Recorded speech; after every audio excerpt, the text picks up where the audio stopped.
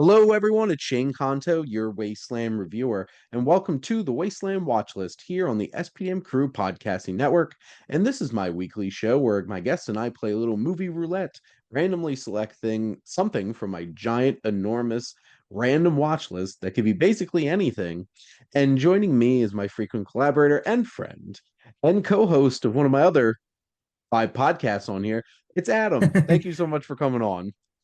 Yeah, man, always a pleasure. And you are correct. This one is a random one.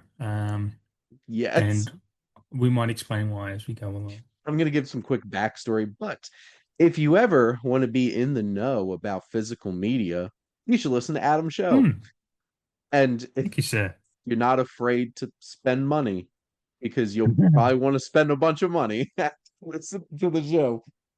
But Uh, so I love anime. I've really gotten into anime, mhm. especially over like the past 5, 6 years. My brother's a big reason why I've gotten into anime. I think some of the best animated films of all time are from Japan. I'm a Absolutely. big fan of Japanese cinema. Hmm. There's an interesting trend in anime theatrical releases at the moment where they're almost like 90% of them are just spin-offs of shows or Yes. like Yeah. 3 episodes of the season premiere of a show that I'm like, Mm.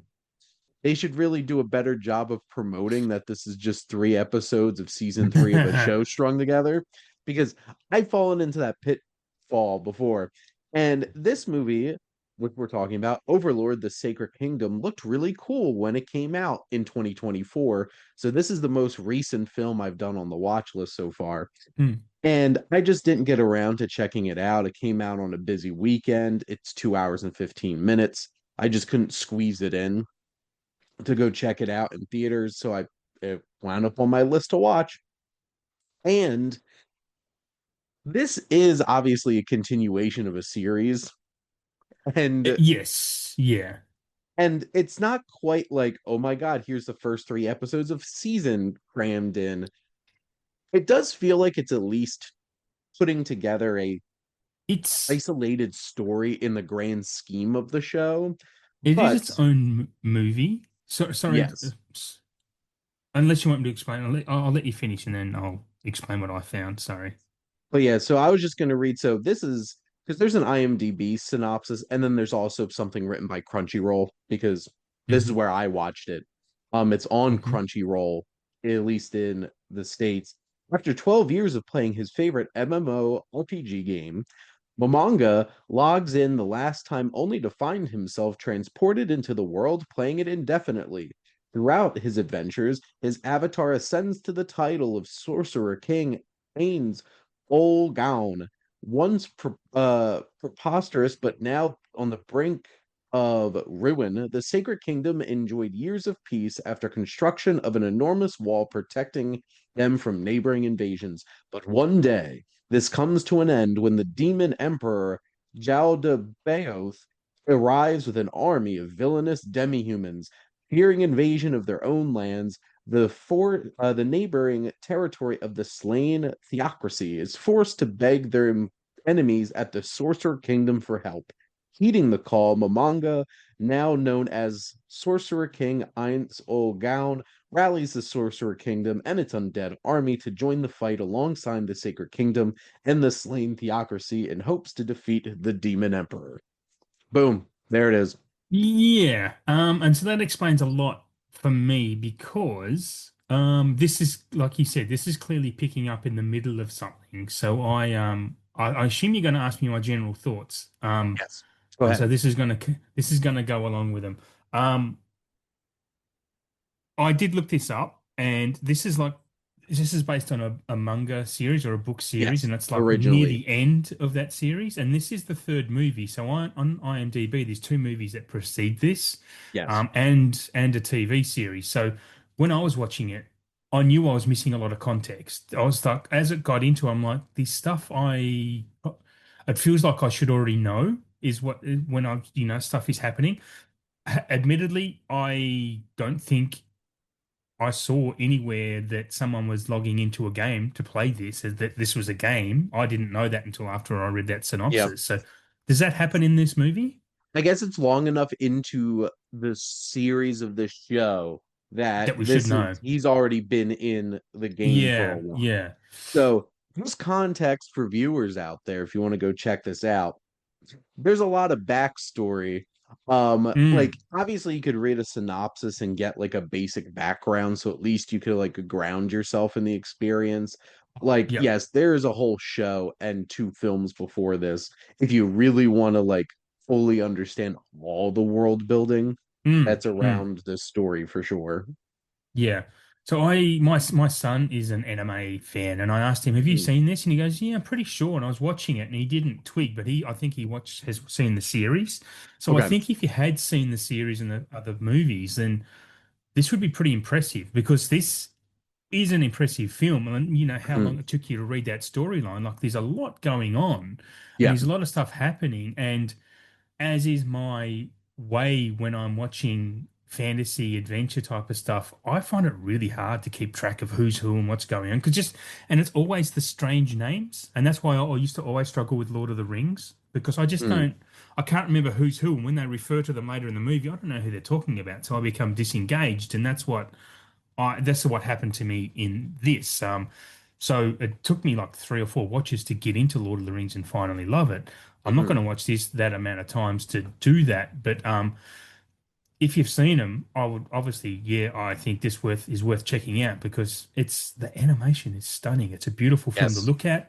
It has Mhm. great themes, like the themes of just protecting those you love or protecting those you care about and fighting for what you believe in and being kind of your true self. The thematics are really great.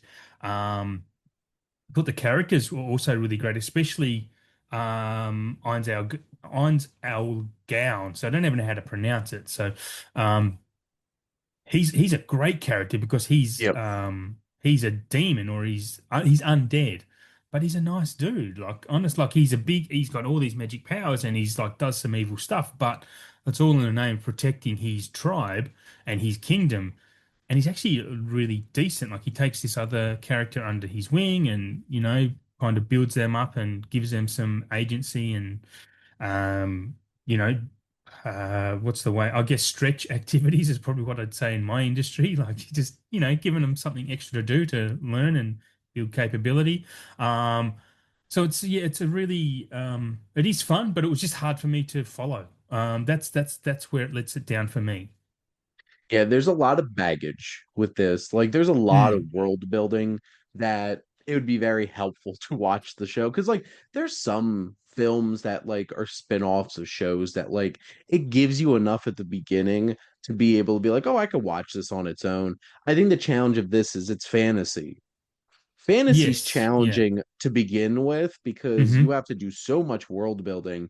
And Mm, obviously in this film you don't see that whole idea of getting pulled in like Momonga getting pulled into this MMORPG, but like I think the film does a good job of reinforcing that becoming your full self, which I think you mentioned, like finding your identity, which that's mm, exactly the journey that this character is going on by coming mm, into this world where they see this cruise version of themselves, but they don't see in real life, which I think mm-hmm. that's really relatable for a lot of people of this time that they Yep. spend a lot of time online and creating these personas where they feel more comfortable being themselves. And Yep. I love the mentoring relationship between Yes. the Yeah. manga and this really awesome design character with Yeah. like Skeletor type of has a big skeleton head, but like he's a really cool and Mm, intimidating looking character. But I love to your point, like he has this dynamic where he's mentoring our protagonist, and it's a mm-hmm. meaningful relationship, and it's the heart and soul of this film because they're Yeah, building this absolutely. connection. And then like the big demon emperor who's like Belrog-esque who has a really cool design too. And all the animation looks incredible.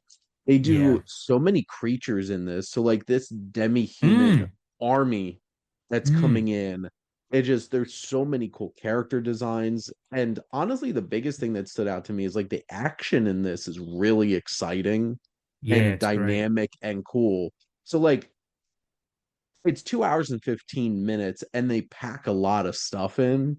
There's a Hmm. lot of awesome, exciting action, and the visuals are just stunning. Like to your point, the animation on this is a lot of anime through like the 80s, the 90s into the 2000s was very like that hand-drawn 2D, just absolutely gorgeous animation. Yeah. And like Masato Shinkai, he Mm. started making like Your Name and Weathering for You, and those are like Hmm. that next stage of animation where there's like a sheen and a lighting that's very interesting Yes. and dynamic, and that this film has that and really delivers that. And I do think like this film's a little hard to follow because I think it just has so much stuff going on, Hmm. Hmm. and even just from like a narrative writing standpoint, they are really trying to do a lot of things within this 2 hours and 15 minutes, even outside of like if you don't have the background. And you could tell this is part of a franchise because even like the very end of the Yeah. movie, it feels like Yes. it's Yeah. setting up the next thing. Yeah, it's sequel baiting, but it's like fourth movie in the series baiting. Yeah. So it's like, well, next time, this guy Mm. definitely is going to be the villain, Mm. and it's setting that kind of stuff up. So like from a outsider looking in, I think this translated a lot better than like so many of the anime movies getting released recently have been just here's 3 episodes combined of the show in a Yeah. theater, but like not framing that way. It's not like here's season 3, episodes 1, 2, and 3 for Demon Slayer. No, it's Demon Yeah. Slayer subtitle. And then like me, you're an idiot and you go in and realize that, oh, this is episodes of a show that I've never watched. I'm a little Yep. confused. But like this is I think does a better job of offering a singular story at least to tell. It's just you if you haven't watched the show and stuff like that, you're just not going to have all the backstory and the context to it. Mm. Yeah, 100%. Um, yeah, I'm not sure I have much to add to that, to be honest. I think it's been covered quite well. It's I Yeah, mean, if you were I mean the last thing I'd say is that I would only recommend it if you've seen the rest of it. If you don't make this the first one you're watching this series, because I think it would be I think it would be pretty impressive if you followed it the entire way through. I think it would be yeah. quite great. Yeah.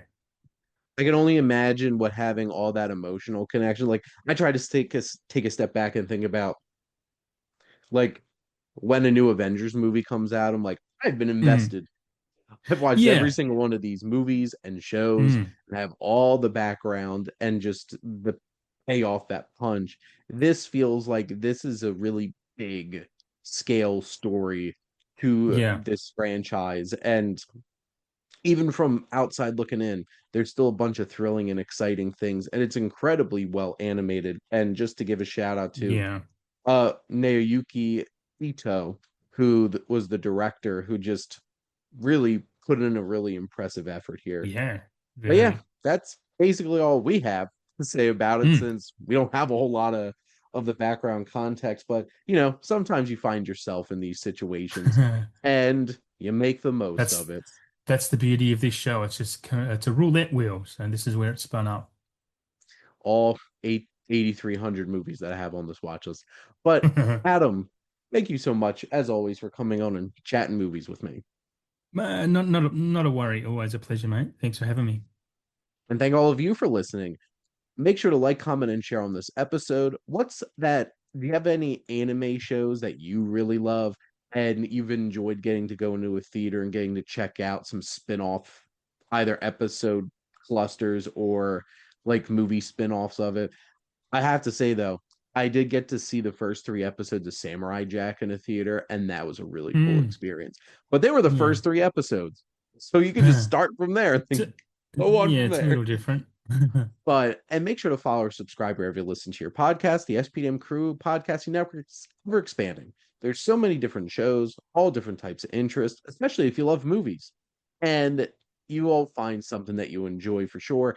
But if you want to join the crew, reach out to us on our website. If you want to be a guest on one of these shows, like this one, and play some movie roulette with me, or Hmm. if you want to start your own podcast, and if you like our logo, check out High Flyer Creative for all your digital marketing needs. But most importantly, thank you as always for tuning in and supporting the Wasteland Watchlist here on the SPDM Crew Podcasting Network.